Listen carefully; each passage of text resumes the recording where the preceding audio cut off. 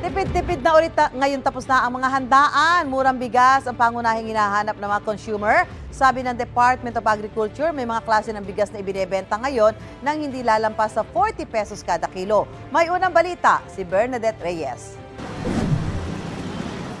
Matapos ang kabi-kabilang Christmas shopping at handaan nitong holiday season, balik sa pagtitipid ang marami tulad ni Arnie Castillo. Sa bigas halimbawa, susubukan daw niya ang 38 pesos kada kilo na regular milled rice. Magastos po nitong celebration. Kaya try ko din naman bumili ng medyo mura.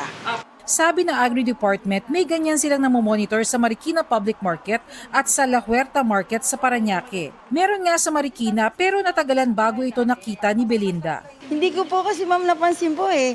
Kung nakita ko po siya, malamang biling ko po. Sa panahon mo ngayon, hindi po ba? Ay mahalaga ko, may makain po kayo. Nakita nila mayroong mababa, nabili sila. Lagi pong mayroon, di nawawalan kasi may direkta sa Bulacan amo ko eh. Para? Maghanap ng ganyan. Eto ang itsura sa malapitan ng murang bigas. Kung ikukumpara natin sa primera klase, mas madilaw itong murang bigas habang itong primera klase puting-puti. Pero kung ikukumpara naman natin ang presyo, napakalaki ng price difference dahil ang murang bigas mas mura ng 25 pesos kumpara sa primera klase. Pero hindi lahat kaya makipagsabayan sa pababaan ng presyo. Hindi po kakayanin kasi 39 na po ang puhunan.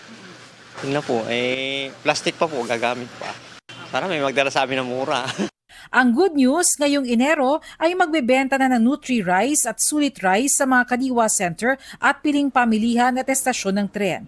Ang Nutri-Rice na mayaman raw sa fiber at bitamina, ibebenta ng 37 hanggang 38 pesos kada kilo. Habang ang Sulit Rice naman mas mababa pa ibebenta sa halagang 35 to 36 kada kilo. Maganda pa naman yung quality. Ang kaibahan lang talaga nito ay broken itong bigas na to. Yung Nutri-Rice naman, ito yung in-between natin ng well-milled at saka ng tinatawag natin na brown rice. Marami pang nutrients na natira ito.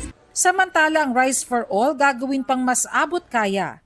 Inaasang hamon ang La Nina sa first quarter ng taon bago bumalik sa dati ang dami ng ani. Yung 38 to 39 na presyo ng Rice for All ay magsisimula na rin ngayong taon na ito. Nanatili namang mahal ang baboy. Umaabot hanggang 430 pesos ang kilo ng liempo sa ilang tindahan sa Marikina, habang 360 pesos ang kilo ng kasim o pige. Ito ang unang balita, Bernadette Reyes para sa GMA Integrated News. Gusto mo bang mauna sa mga balita? Mag-subscribe na sa GMA Integrated News sa YouTube at tumutok sa unang balita.